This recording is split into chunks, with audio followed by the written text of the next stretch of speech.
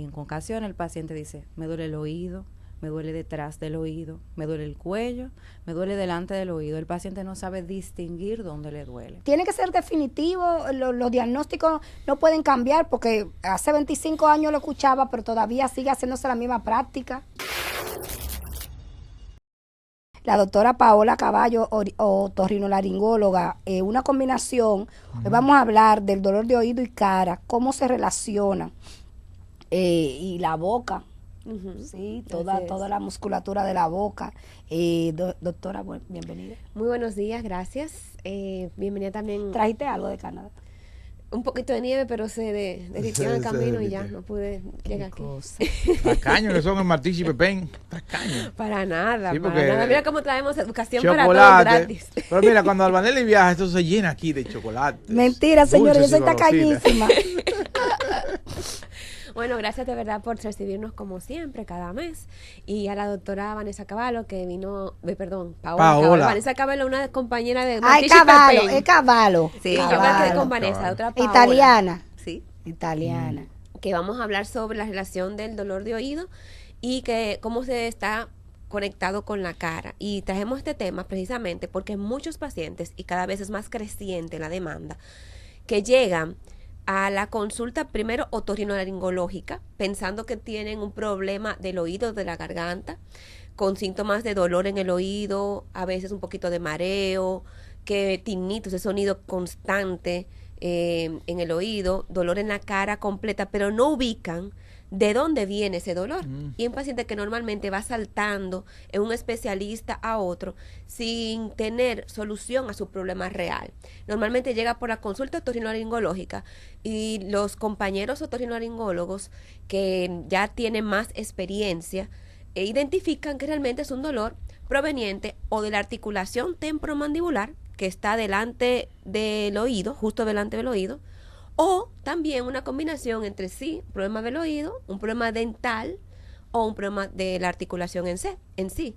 Y luego vamos haciendo la interconsulta. Entonces quisimos traer ese tema como para ir orientando un poquito mejor a la población sobre esto. Y la doctora Vanessa nos va a hablar un poquito también de Paola. Vanessa y Paola, la prima, no sé cómo, la prima. No importa. La doctora Paola nos va a hablar sobre cuál ha sido su experiencia al respecto, como estar al frente también de una de los programas de especializaciones de otorrinolaringologías del país en la Plaza de la Salud. Muchas gracias, Claudia. Una de las cosas más difíciles es un paciente que tiene dolor. Dile a Idea a ella ahora para que sepa lo Idea. que se siente.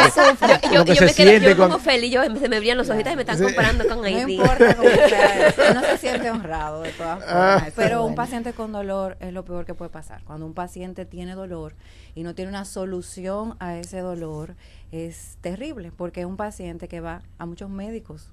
Como dice Claudia, un paciente que ya cuando llega a la consulta ha sido visto por varios colegas, varios especialistas. El paciente está desanimado porque tiene mucho tiempo con un dolor que no mejora. Y en ocasiones el paciente dice, me duele el oído, me duele detrás del oído, me duele el cuello, me duele delante del oído. El paciente no sabe distinguir dónde le duele. ¿Por qué pasa eso? El oído es un órgano que está muy inervado, o sea, la inervación es la parte del dolor, de la sensibilidad, y hay varios nervios que van a intervenir en esa función. Dentro de esos nervios, ahí está el trigémino, glosofaringeo, el nervio vago y nervios que están relacionados con los nervios cervicales. Por eso es tan complejo abordarlo, porque cuando el paciente llega hay que hacer una evaluación exhaustiva. Aún el paciente lo que te diga, tengo un dolor inespecífico, uno tiene que hacer toda una evaluación completa. Y una de las cosas más difíciles como otorrino es cuando veo a un paciente y le hago la evaluación y noto que a pesar de lo mal que se siente y del dolor que tiene, no tiene una gran condición otorrinolaringológica, un paciente que está aparentemente en su examen físico sano. Entonces es difícil. Ahí es que viene el referimiento. Claro, entonces uno tiene que decirle al paciente, mire, lamentablemente lo que usted tiene es de otra especialidad. Y él sale de ahí diciendo, esta autora no sabe nada. Sabe, yo muriéndome dije que yo no tengo nada. O como muchas veces. Porque es en el oído que me duele. O peor, son pacientes que ya, como han sido vistos por otros médicos, que le han indicado cualquier otra cosa, no confían en lo que le dicen, entonces recurren a utilizar tratamientos viejos. Entonces eso se cronifica en el tiempo. El paciente se hace como una bola de nieve que va creciendo. ¿Y esos dolores de la cara no mejoran mejoran con los medicamentos. Claro que sí. Sí, quizás la gente se automedica, Exacto. siente mejoría, pero no resuelve el problema. Muchísimo, eso es lo que pasa. El paciente se automedica, toma analgésicos, relajantes musculares, pero el dolor vuelve. Y puede volver a las 2 semanas, o vuelve al año, o vuelve cuando hace algún esfuerzo al masticar. Entonces, la evaluación que nosotros hacemos y el equipo que conformamos con el grupo de Martich y Pepén nos permite darle solución a esos pacientes. El paciente llega, es evaluado, y si determinamos que el origen del dolor no es inicialmente causado por una causa directa, entonces es referido para la evaluación entonces por su equipo. ¿Cómo se llega a ese diagnóstico? Hay que emplear equipos, estudios de imágenes, o simplemente evaluación visual, o a través de tocar al paciente. ¿Cómo se determina lo que tiene exactamente el paciente? Lo primero es escuchar al paciente, porque el 80% del diagnóstico... No, porque el paciente va y te dice, me duele el epiplón. Pero él mismo no sabe dónde es el epiplón.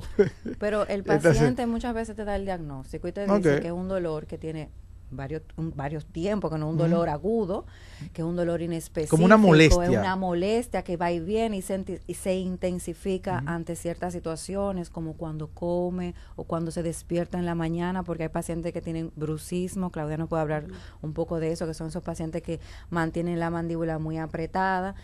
Y el paciente te dice muchas de las cosas, pero obviamente nosotros tenemos recursos diagnósticos en el consultorio que nos permiten evaluar al paciente, endoscopios, cámaras, y hacemos la evaluación no solamente del oído, de la nariz, de la boca y del cuello, porque todo eso está relacionado.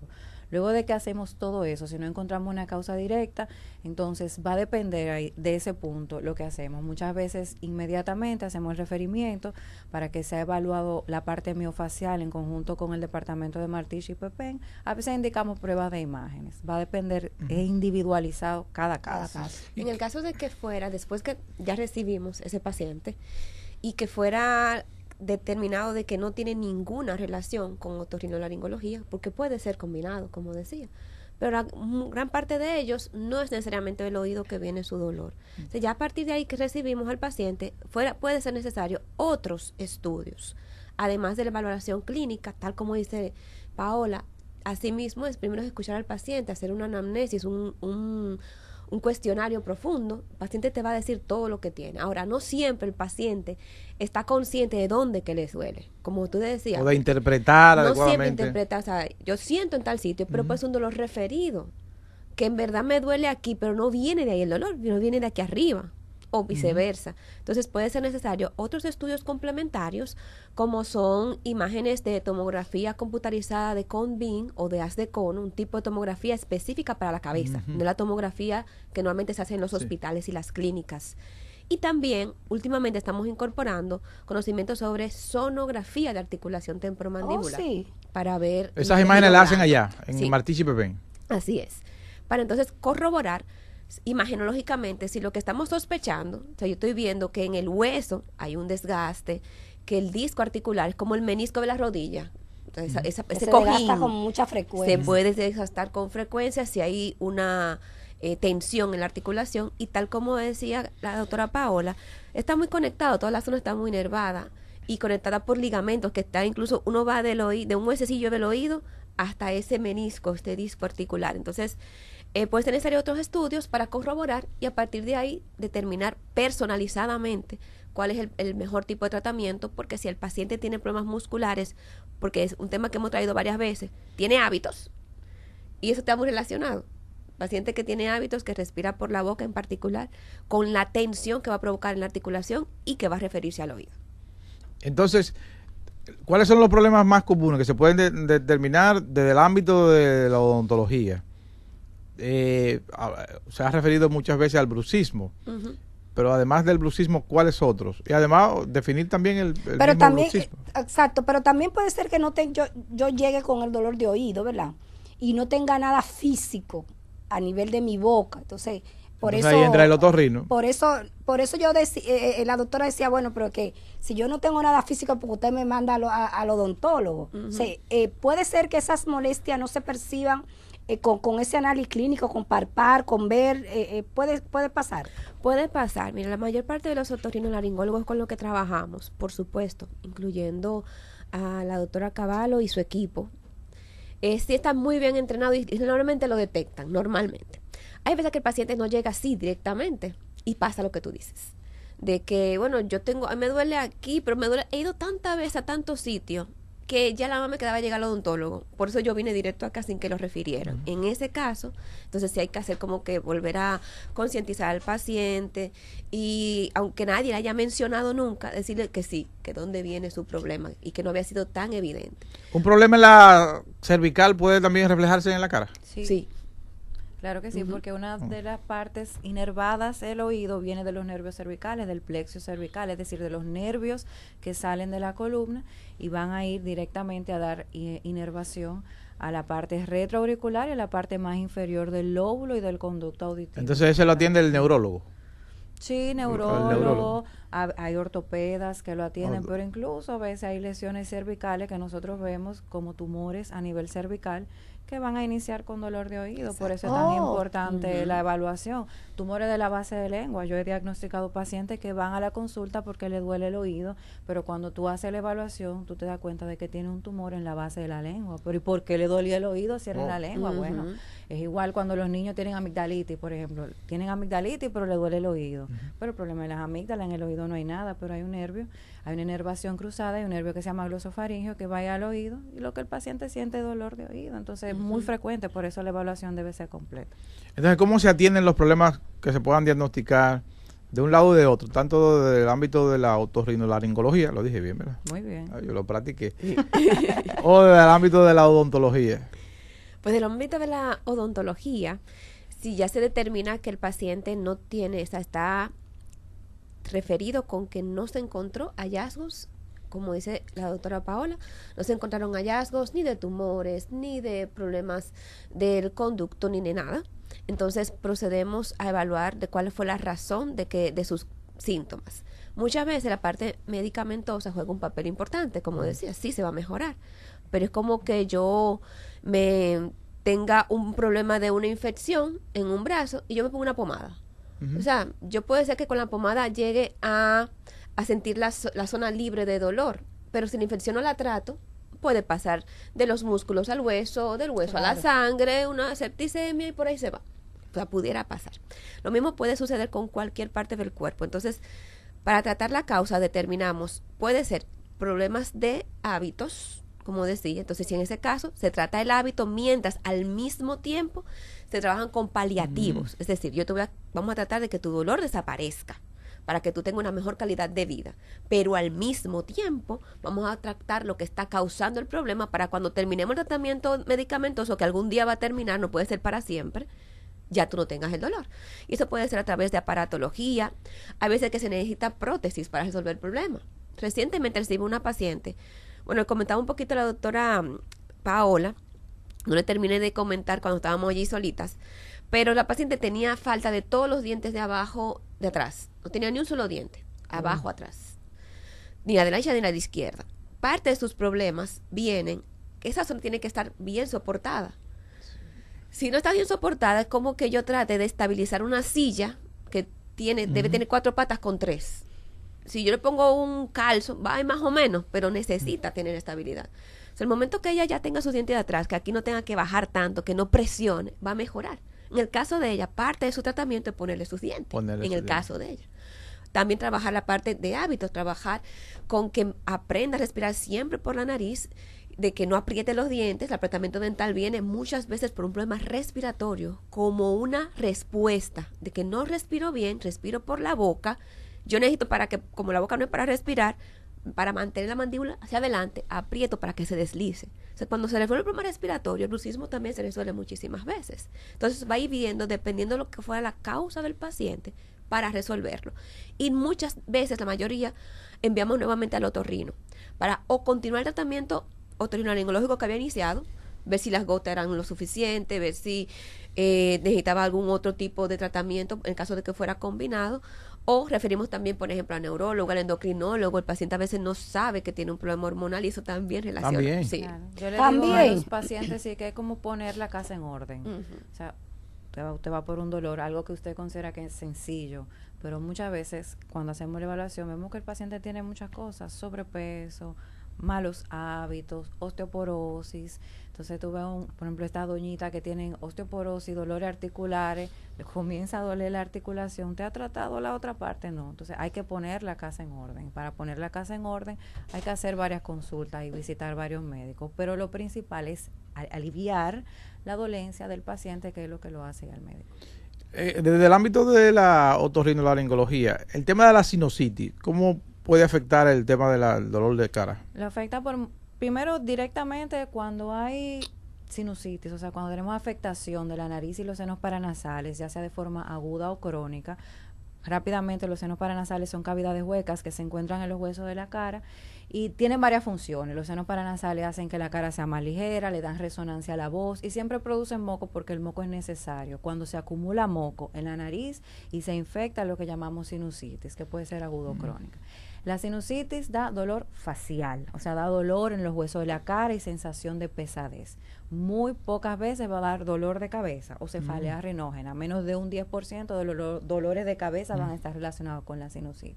Entonces, directamente sí, el paciente que tiene infección crónica de los senos paranasales va a tener dolor facial. Pero también el paciente que tiene sinusitis asociado a una rinopatía obstructiva, es decir, nariz tapada, que respira por la boca, y el paciente que mantiene la boca abierta mucho tiempo va a tener dolor de la cara, pero va a estar relacionado con su articulación temporomandibular, porque la boca no es para respirar. ¿La sinusitis se cura? Claro. Bueno, yo hice la pregunta para ver si la doctora estaba al día, pues yo veo muchos letreros por ahí por la calle. ¿Se cura la sinusitis? Sácame de ese mito, sáqueme de ese mito. Claro, hay que diferenciar. Se cura la sinusitis y el pecho apretado, eso que ofrecen en la calle. Hábleme de eso también, doctora. Ellos son médicos buenos. Comunicación para el pueblo. Sí, porque hay que diferenciar. Tenemos la rinitis, la inflamación de la nariz. La rinitis, que tiene varias causas, alérgicas y no alérgicas. Las alergias no se curan, porque la alergia es una predisposición que tiene el paciente a reaccionar, a inflamarse ante ciertos alergenos, que puede ser polvo, aire, comidas. O sea, no necesariamente el polvo. Hay pacientes que reaccionan ante colorantes, pero lo que se le inflama es la nariz y su sistema digestivo. Aquí cuando pintan aquí en CDN, claro, tengo que salir corriendo. Malísimo los pacientes. Y nosotros los dominicanos también, desde que cambia el clima, está la consulta llena. Pero la rinitis no se cura porque, al igual que el asma, es una condición propia suya. Ahora, la rinitis lleva a la rinosinusitis, que es entonces la acumulación de moco en los senos paranasales que hablábamos previamente. Y eso, claro, se cura, se trata, tiene manejo clínico y quirúrgico. Y una consulta a tiempo va a evitar muchas complicaciones que se derivan de quirúrgico, exacto. He visto mucho, sobre todo niños, que lo operan para sacarle las adenoides. Las adenoides, exacto. A veces también esta parte de las aquí. Amígdalas. Las amígdalas.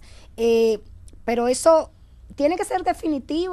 Los diagnósticos no pueden cambiar porque hace 25 años lo escuchaba, pero todavía sigue haciéndose la misma práctica. Lo que pasa es que hace 25 años teníamos los mismos criterios quirúrgicos que tenemos ahora. O sea, lo que ha ido cambiando es la percepción de nuestros pediatras, de nuestros odontólogos y hasta de nuestros pacientes. Pero los criterios siguen siendo lo mismo. O sea, hay indicaciones que son absolutas de cirugía y nosotros los médicos en el país tenemos muy buenos médicos capacitados que conocemos muy bien esto y lo tratamos bastante bien. El paciente que tiene, niño o adulto, que es respirador oral, ronquidos y que hace apneas, eso es una indicación absoluta de cirugía. No importa la edad, no importa. Yo he operado bebé de 11 meses, pero es que la nariz, la boca no se hizo para respirar. Uno debe respirar por la nariz y eso debe ser desde el momento de nacimiento. Somos respiradores nasales obligatorios. Cuando un niño no respira por la nariz, todo su funcionamiento va a estar alterado, desde la forma de los dientes, la forma en cómo respira, no descansa, su paladar. Entonces es una indicación absoluta.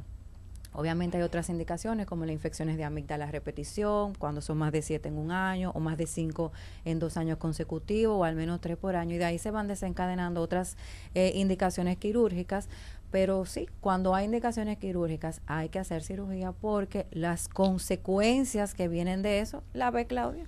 La ve Claudia en su consulta, que es el adulto de 20, 25 años, que se está asfixiando, que respira por la boca, que tiene los dientes, se pone bracer, pero se lo quita y vuelve a ponérselo, porque los dientes nunca van a volver a su lugar mientras siga siendo un paciente que respira por la boca. Y entonces ya es mucho más complejo, porque ya todo su maxilar y su mandíbula durante su crecimiento ponderoestatural se desarrolló de una manera compensando esa respiración por la boca. Ya el trabajo que hay que hacer es mucho más difícil. Pero cuando se retiran las amígdalas, ¿perdemos a la defensa? ¿Los niños pierden un poco de defensa? No. Tan seco como eso, no. Porque, un poco claro, las amígdalas es un tejido linfoideo asociado a mucosa. Y las amígdalas es como recibe información, pero hace la misma función que la lengua, que el paladar, que las glándulas salivares, o sea, ellas van a recibir información y esa información van a pasársela al sistema inmunitario. Pero la médula ósea es la que se encarga de producir las células inmunitarias que van a defender. Tú quitas la amígdala, pero usted tiene la lengua, el paladar, todo eso va a ser lo mismo. Eso me luce como, yo sé, todo lo relaciono con los vehículos. Sabes que aquí tú traes un vehículo que lo desarrollaron científicos japoneses. Y entonces de que tú llegas aquí, el mecánico te dice, no, porque eso no necesita el termostato, porque eso es para los países empiezan a retirárselo, sí. Y eso no necesita tal cosa, y eso no necesita tal cosa. Entonces nos retiramos las amígdalas y funcionamos igualito. Y las adenoides. Claro. ¿Para qué no la pusieron? Pero es que la vamos a quitar en un paciente, por ejemplo, el paciente que se enferma 7 veces, el niño o adulto, que mensual está con infección, con fiebre, dolor, que hay que medicarse con antibióticos. Claro. Entonces, todos los meses ese paciente tú lo estás sometiendo a un tratamiento con antibióticos. ¿Qué usted cree que va a pasar cuando ese paciente o esa chica, esa niña, tenga 25, 26, esté embarazada, tiene una infección de orina? Hay que ingresarla porque no hay antibiótico disponible que le sirva, porque durante toda su niñez usó todo tipo de antibióticos para manejar una infección que se pudo haber resuelto con un procedimiento quirúrgico, de un procedimiento ambulatorio. Sí. Una recuperación de día a día, o menos. Claro. Entonces, en sentido general, estamos conscientes de que el dolor de cara se puede abordar adecuadamente y la gente parar de sufrir. Correcto. Pare de sufrir, eso es una iglesia. Sí, primero con un diagnóstico, primero un buen diagnóstico para determinar si realmente su abordaje debe ser otorrinolaringológico y odontológico. Pero de que se puede parar de sufrir, claro que sí. Y son los problemas y los dolores que los pacientes describen como más intensos. Los pacientes quedan en depresión. Tuve una paciente que estuvo internada y todo. ¿Del dolor? Sí, porque en verdad llega un momento de que tú dices, la vida no tiene sentido si es para vivirla con dolor. Wow. El dolor del suicidio le da. Sí. Hubo un tiempo, ya dejó de llamarse así, pero hubo un tiempo que los trastornos de la articulación temporomandibular se llamaban así, la enfermedad del suicidio. La enfermedad del suicidio. Pero ya no, porque la gente no lo resistía. Porque la gente no sabía, no conocía el origen. No, y porque nunca encontraba solución. Entonces son pacientes que viven 25 años con dolor, 10 años con dolor, 50 años con dolor. Entonces dicen, ya, entonces cambia tu forma de ver la vida, la forma de tú tratar tu familia, siempre estás irritado, no duermes bien, imagínate, todas tus funciones, las demás funciones vitales están alteradas, tú no comes bien, porque te duele al comer, no duermes bien, no puedes tener atención en tu trabajo o en tu familia, entonces altera todas tus funciones, pero de que tiene solución la tiene. Para terminar una nota positiva. Exacto. Sí la tiene, pero sí deberían se puede incluir resolver. entonces en las universidades al otorrino decirle que puede ser acompañado del odontólogo. Y viceversa. Y viceversa. Lo hacemos, tenemos un gran equipo y a nuestros profesionales que estamos en formación lo estamos capacitando para esto. O sea, se está dando esa transformación. Pero no se da en la universidad, Claudia. En el grado, a nivel de grado, todavía que yo conozca, no. A nivel de posgrado, de especialidad, como los otorrinolaringólogos, sí, se está haciendo. Bueno, pero usted tiene la unidad del dolor. La unidad de dolor orofacial, a través de la unidad de dolor orofacial es que estamos haciendo esas con la compañía, y la invaluable aporte de los otorrinolaringólogos, y estamos tratando de ir cambiando un poquito eso. Bueno, Pare de sufrir. vaya a Martichi Pepén Exacto. y donde la doctora Caballo a la Plaza de la Salud. Gracias. Los teléfonos, Claudia. Pues estamos 809-683-2254 en Plaza Naco, y en Instagram estamos como Martichi Pepén, y con muchísimo gusto ahí la atendemos. Y a la doctora Caballo, ¿cómo la localizan? Mi número es el 829-274-1005 y el del consultorio 809-566-2121, extensión 500. En la Están- Plaza de la Salud. Las redes sociales de ambas y de los centros que representan. Doctora Paola Caballo. Así mismo Doctora la Paola conseguimos. Caballo Sí, sí. con doble L, caballo. Sí, caballo, pero con B corta. Sí. Paola, V. no se equivoquen. Paola, exactamente. Las redes sociales de Martichi Martichi Pepén. Pepén, estamos así mismo, Martichi y Pepén. Y pues mis redes sociales también son Claudia García Pepén, para servirles. Cuando vayan ahí, pregunten por Annelise, que ella Exacto. tiene un buen trato. Así mismo.